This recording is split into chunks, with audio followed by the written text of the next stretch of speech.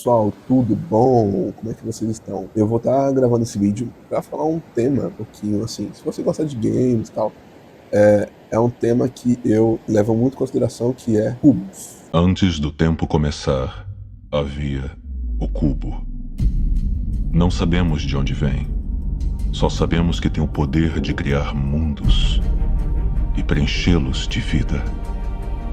Foi assim que a nossa raça nasceu.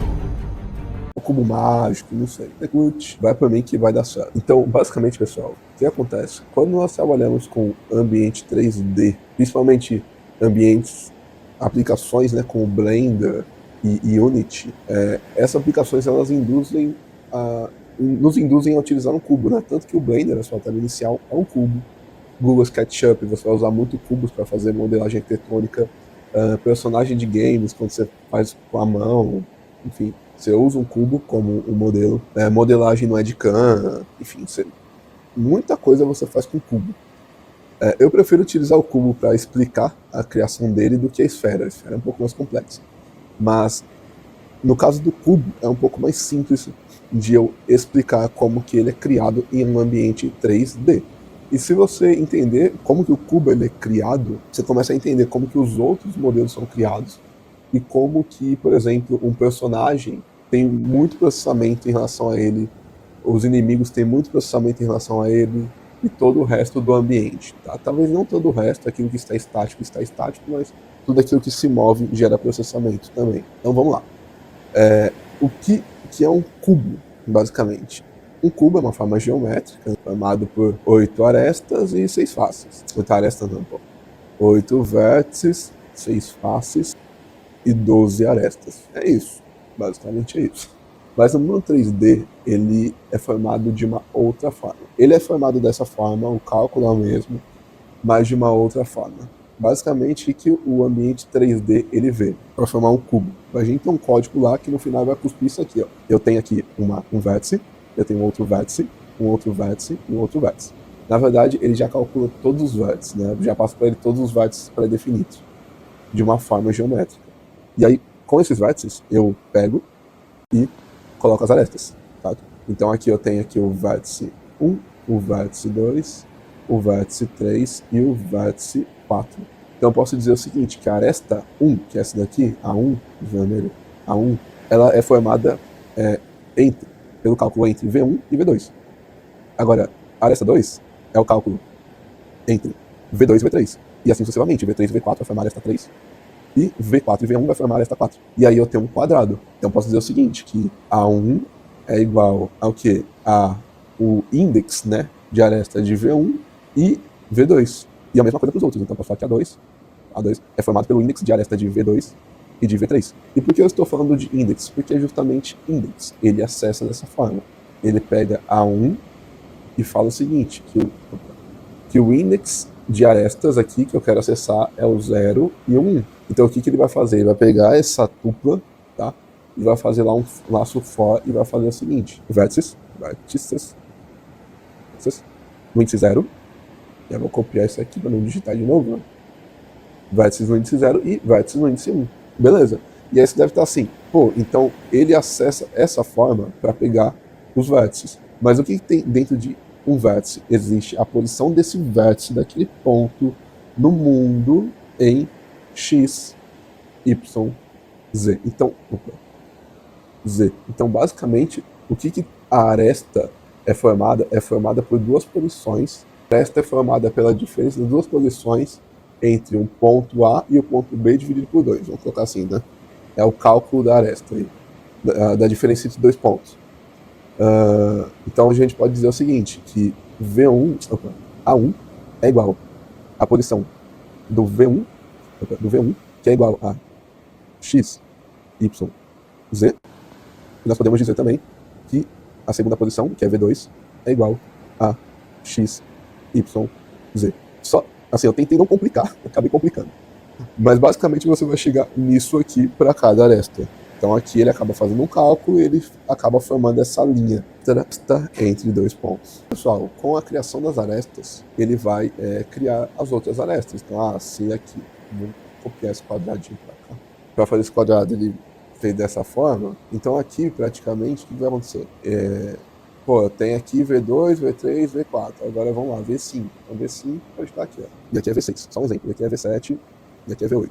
Então ele vai continuar fazendo da mesma forma, ele vai pegar aqui e vai falar aqui é V5 e aqui é V6. Então ele vai pegar, aqui vai fazer V1 com V5, V5 com V6, V2 com V6, V6 com V7, aqui que eu coloquei.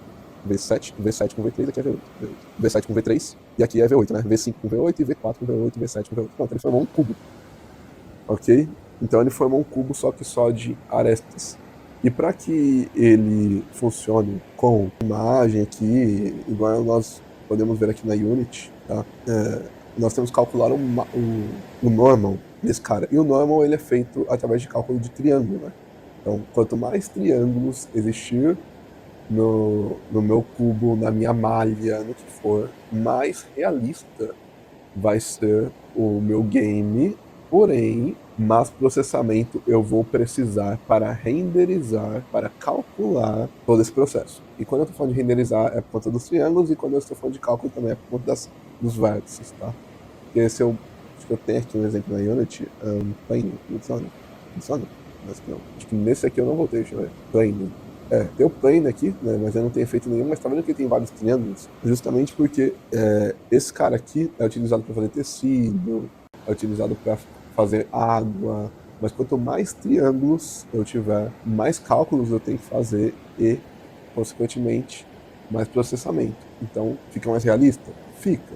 Existem alguns exemplos, acho que eu vou estar passando aí no vídeo, de modelos que vocês podem ver que quanto maior o número de triângulos na malha, mais realista fica a ação dela, porém, mais processamento. Não tem pra onde fugir isso, ok? E assim, na Unity, mesmo que você tenha um código ali que vai gerar esse quadrado para você, esse código, ele é rodado, ele precisa calcular a posição do objeto, e a posição do objeto é formada pelos vértices e pelas arestas. Então a posição das arestas no eixo X, a posição das arestas, na verdade a posição do pivô, né? Aqui, porque eu não tô considerando, não tá considerando que esses vértices fazem parte de um pivô normal. Eu vou chegar nessa parte, mas só para vocês entenderem, quanto maior o número de vértices, arestas, triângulos, polígonos em um objeto em game, maior é o processamento que precisa ter para ser renderizado, certo? Bom, bora lá. Falando disso, do nosso desenho, e aí eu vou mostrar para vocês agora um código. Tá? Então tem aqui alguns códigos em Python. Aqui eu tenho algumas configurações, tá? Então a direção da luz, o shader, basicamente isso aqui ele vai utilizar um desses textos, né, desses caracteres, para se formar de parede, na hora de criar ali os normals, ok? Mas basicamente vamos começar pelos vértices. Então eu tenho aqui os vértices e aqui está a posição de cada vértice. Eu tenho 8 vértices aqui. Ele começa menos 1, menos 1, menos 1. É a primeira posição. Aí a segunda. 1, menos 1, menos 1. Ou seja, eu estou movendo no eixo X, Y, Z. Então eu estou movendo o cara no eixo X. Pum. Aí e mantendo ele na posição Y e Z. Aí no de baixo eu mantenho ele na posição X, certo? Mas eu desço ele porque eu estou mexendo na posição Y, certo?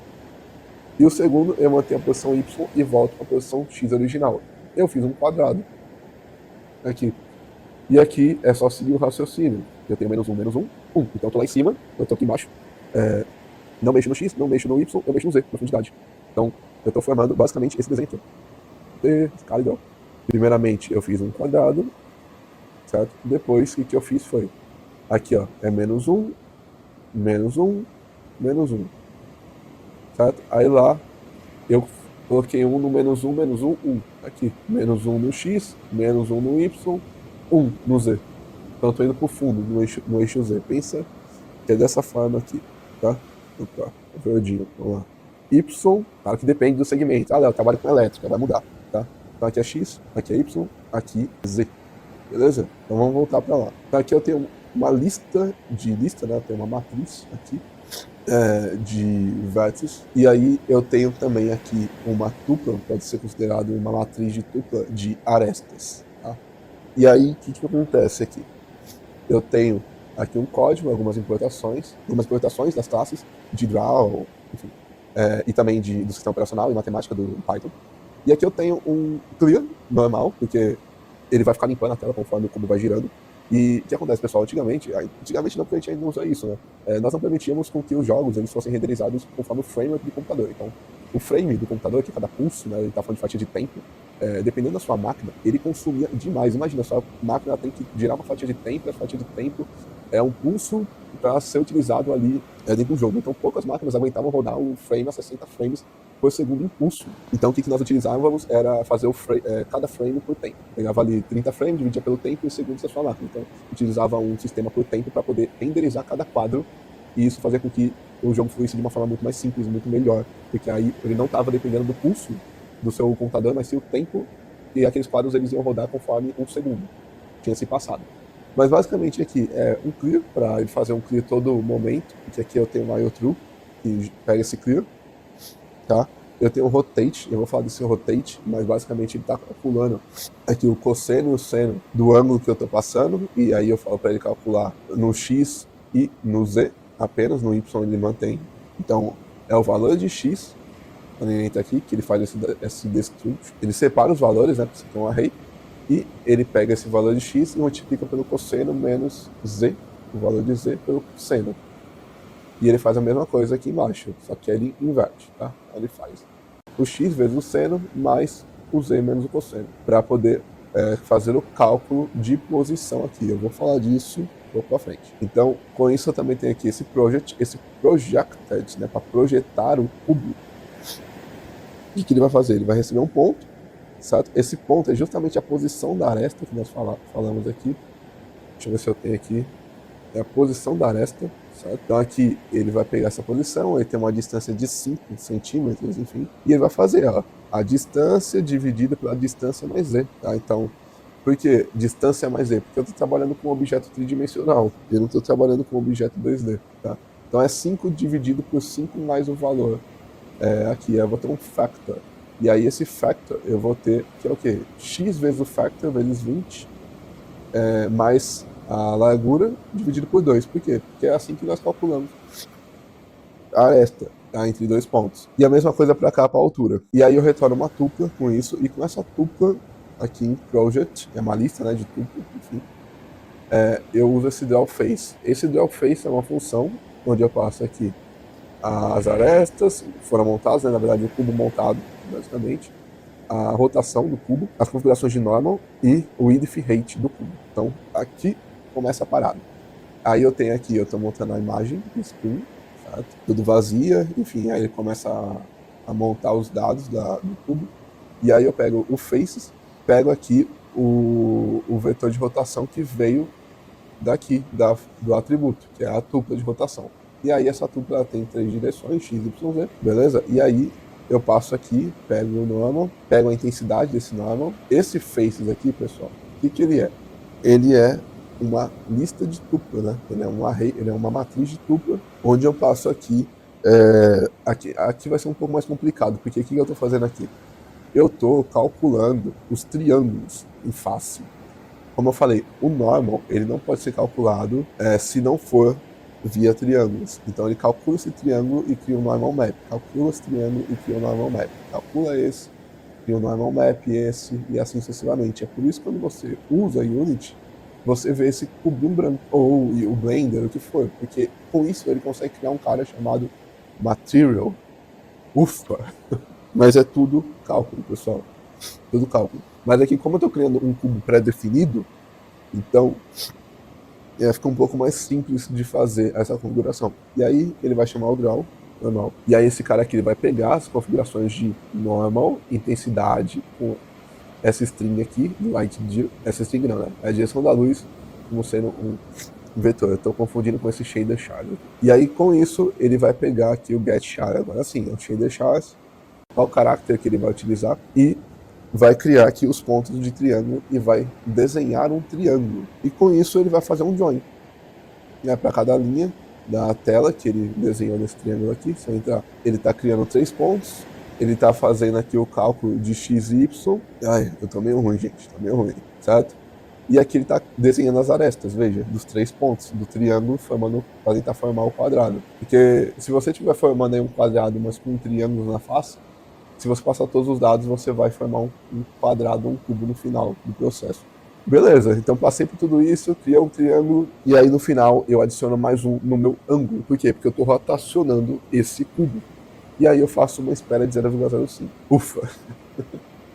Bom, bora lá. Com isso, o que eu vou fazer aqui? Eu vou rodar esse código e veja que ele está gerando um cubo para mim, certo? E esse cubo está rotacionando, olha lá. Tá rotacionando bonitinho. Deixa eu só tirar. Vamos deixar essas informações aqui. Mas esse cubo está rotacionando bonitinho, ó. Tá rodando, tem o fundo e tal. Só que se vocês perceberem o seguinte, aqui em cima dá pra ver, as informações do eixo Y estão sempre menos 1. Ué, mas se eu estou rotacionando no eixo Y, significa que eu estou rotacionando nesse eixo aqui, de cima, por que ele não altera? Porque quando nós trabalhamos com mundos tridimensionais, consigo mostrar isso dentro da Unity, uma coisa é rotacionar um vetor. Beleza, rotacionando um vetor, ok. Outra coisa é, eu tenho um objeto e a partir desse objeto, a referência de mundo para esse objeto, ele parece estar rotacionando. Você está rodando o eixo Y dele, mas quem está sendo calculado é a posição do eixo Z e do eixo X. É meio loucura você pensar nisso, por causa do seguinte. Deixa eu parar aqui a aplicação, deixa eu pegar aqui Unity. Se eu rotacionar só o cubo, só o eixo Y é rotacionado. E acabou a história. Porém, o que acontece? Quando eu rotaciono o cubo, eu estou rotacionando o vetor do cubo. Você pode apagar esse cubo daqui. Vocês podem ver o seguinte, que quando... Oh, caramba. Voltar ele pro zerinho aqui. Quando eu pego esse cubo e vejo quem é que está controlando ele, eu posso ver que é o próprio vetor do cubo. E não importa se eu mudar aqui para pivô... Desculpa, o próprio vetor não. É o próprio pivô do cubo. E não importa se eu mudar aqui para pivô. É o próprio pivô do cubo. Agora, a partir do momento que eu estou...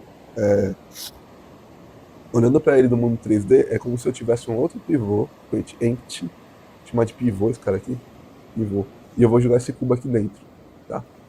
Vou pegar o cubo e vou mudar a direção dele, na verdade, eu vou zerar aqui a posição dele em relação ao pivô, e vou só modificar um pouquinho aqui o nosso eixo X, vou colocar 0,2.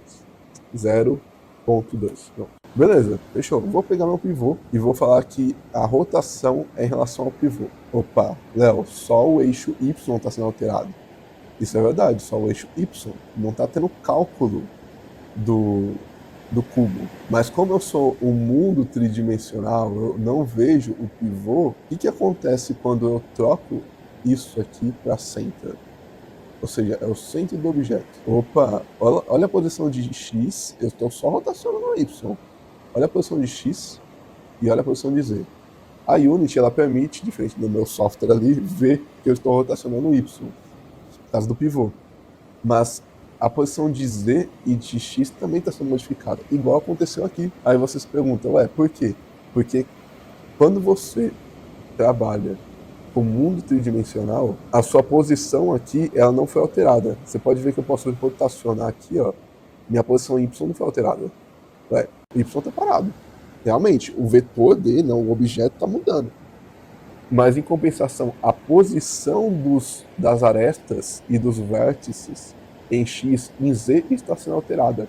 E isso faz com que ele tenha que calcular isso a todo momento. Agora eu te pergunto, imagina num jogo. Imagina num jogo que você tem aí e você tem que calcular isso a todo momento.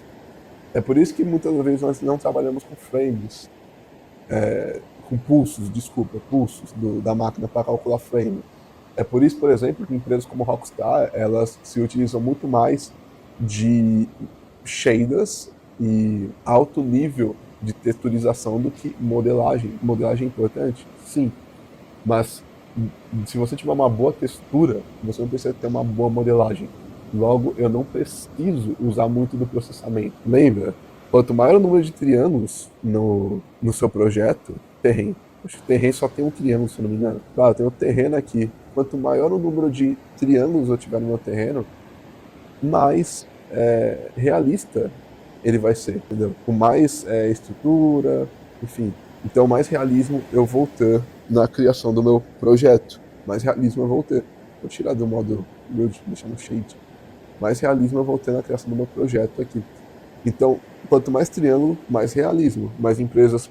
Um outro exemplo de empresas que fez isso muito bem, por mais que aprendeu com os erros no último jogo, foi a CD Projekt Red. Por exemplo, no Cyberpunk, se você olhar a estrutura das cidades, por mais que ela tenha ali ele tenha ali uma cidade muito viva, a estrutura das ruas não, ela é feita com muito polígono quadrangular. Você não tem um eixo chanfrado como é uma calçada. Você tem uma rua e ela forma um quadrado, tipo. Por quê? Para não consumir muita memória. Então eles já fazem isso justamente para não consumir muita memória. Então, voltando aqui para o nosso código, nós tivemos que fazer justamente isso. Nós calculamos as arestas, tá aqui, nós calculamos os... deixa ele girar de novo aqui. Ele está formando aqui, ele está calculando. Nós calculamos as arestas, os vértices, depois as arestas, depois as faces, para depois a gente fazer a renderização do cubo. Pensa no trampo que dá para fazer isso via código. Agora imagina um game ou um filme com tudo isso lá dentro. Não é à toa que existem técnicas para você não consumir tanto processamento na hora de fazer isso. Para toda vez que o cubo está girando aqui, ele está consumindo processamento. A cada segundo que o cubo está girando, ele está consumindo processamento, ele está recalculando as arestas, a posição delas e tudo mais. Ele está refazendo esse cubo em uma outra posição, basicamente. E é isso que ele faz nos games. E aí, deixa eu parar aqui, pelo amor de Deus, para. E aí aqui eu tenho um outro código, que é com o Pygame, certo? Então o Pygame, o que ele é? Ele é uma biblioteca Python para você criar jogos, tá? Então eu estou iniciando aqui o Pygame, estou iniciando aqui o display, o ângulo, enfim. E aqui eu tenho a rotação no X e no Y. Por quê? Porque aqui no Pygame eu estou permitindo que você rotacione o seu cubo utilizando as teclas. E eu tenho aqui também o Fill, certo? Que é basicamente para setar a cor padrão, né, do game. Eu tenho aqui o modo Kit, mas eu não estou utilizando isso porque, enfim, se você fechar lá como é que fala? Se você fechar no X, ele mata a aplicação também, certo? Aqui eu tenho uma rotação, então vai pegar aqui a rotação de X e de Y, dependendo da tecla que você está apertando, vai setar isso para dentro da minha lista, vai projetar esse processo, esse cubo, e com esse cubo projetado, passando aí as arestas e os ângulos, né, os vértices para dentro dele, ele vai renderizar isso dentro do Pygame. Então é um código até mais simples do que o outro, se você pensar bem. E ele funciona muito bem. Olha só. Vou aumentar aqui um pouquinho. Pronto. Então tem aqui um cubo que foi renderizado. Uma única vez, claro. Mas agora toda vez que eu ficar fazendo isso aqui, ó, ele está sendo renderizado. Só que agora ele está utilizando a minha GPU para fazer essa renderização. Mas é só para vocês poderem ver o processo que é para criar um mísero único cubo dentro de um ambiente tridimensional. Seja ele o Edcam, Google SketchUp, Sculptrix, Blender e Unity, o processo é praticamente igual. Não estou mostrando ali as informações de posição e tal, mas basicamente para vocês terem uma noção que a todo momento que você tem game isso e ele está se movendo, a todo momento o game está lá indo no código, indo no prefab, instanciando, calculando, colocando ele na posição específica. Em muitas empresas, é por isso que muitas empresas, né, tentam hoje fazer mais com menos. Elas conseguem fazer um bom trabalho nesse mais com menos, mas é justamente pelo fato de que o processamento massivo dessas informações acaba causando gargalos, entre outras coisas. Aí, no caso do mundo dos games é onde mais acontece isso, né? Em operações mais estáticas, como maquete digital, essas coisas, você não vai ter esse tipo de ficar pensando, né? Pô, eu tenho uma cidade, até onde eu preciso que um personagem me enxergue para renderizar certos tipos de NPCs, para que não tenha aí um gargalo nos meus processos, mas é justamente por conta disso. O único cubo, ele tem a capacidade de ter que calcular todas as arestas, todos os vértices, para que ele possa ser renderizado. E agora pense num GTA, onde você tem um mundo, por mais que metade desse mundo, quando você está longe, ele não existe, né? Ele só renderiza quando você está perto, mas você tem os prédios que estão estáticos ali, eles não têm física enquanto você não está perto deles, mas eles estão ali e eles precisam ser renderizados. Imagine todos os carros, pedestres que estão perto de vocês naquele jogo que precisam ser renderizados no real time e precisam ter comportamento específico, processamento específico, tudo específico.